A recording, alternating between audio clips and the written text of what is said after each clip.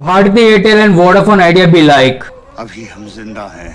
Telecom sector एक ऐसा sector है जिसमें काफी लोगों की नजरें रहती है, लेकिन जियो आने के बाद इसमें सारे सिनेरियो बदल गए। तो जो पुरानी कंपनी थी वो धीरे धीरे गायब होने लगी। वोडाफोन आइडिया जैसी कंपनी को आपस में मर्जर करना पड़ा, एयरटेल को भारी लॉस उठाना पड़ा इन टर्म्स ऑफ यूजर्स। इससे क्या हुआ, मार्केट में एक मोनोपोली क्रिएट होने लगी, जियो की एक मोनोपोली क्रिएट होने लगी। और किसी भी मार्केट के लिए मोनोपोली कभी भी अच्छी नहीं होती। तो देखते हुए सरकार काफी रिलीफ मेजर लेके आई टेलीकॉम सेक्टर के लिए। पिछले 5-6 दिनों में आपने देखा ही होगा जितनी भी टेलीकॉम सेक्टर के शेयर्स हैं उसमें काफी तेजी देखी गई है। चेंज लेके आई सरकार एजीआर की डेफिनेशन में।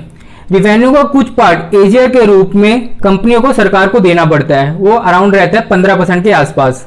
पहले एजीआर की डेफिनेशन में क्या होता था कि कंपनी जितना भी रिवेन्यू कमाएगी, इवन कि वो रेंट से कमा रही है, कहीं इंटरेस्ट इनकम से आ रहा है या मेन बिजनेस से भी आ रहा है, उसका 15% उसको सरकार को देना पड़ता था, जो कि काफी गलत था, जिससे कंपनी ने काफी इसको सुप्रीम कोर्ट तक अपोज भी करा था। लेकिन सरकार अपना स्टैंड पीछे नहीं ले रही थी और ये काफी चल रहा था कांग्रेस के टाइम से।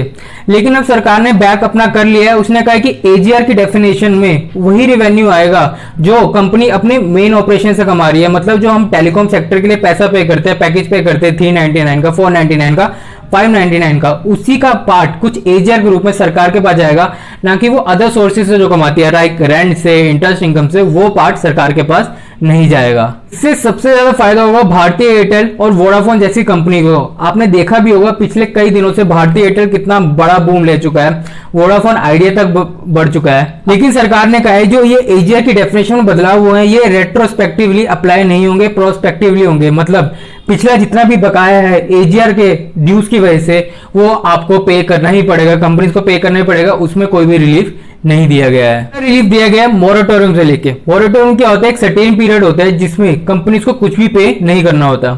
वही मोरेटोरियम पीरियड का एक बेनिफिट सरकार ने कंपनीज को दिया है। मतलब अगले 4 सालों तक कंपनीज अगर चाहे तो वो कुछ भी ना पे करे सरकार को, वो मोरेटोरियम को एक्सेप्ट कर सकती है। लेकिन मोरेटोरियम के दौरान जितना भी इंटरेस्ट लगेगा वो कंपनीज को पे करना होगा। अगली बिग रिलीफ दी है फॉरेन डायरेक्ट इन्वेस्टमेंट में।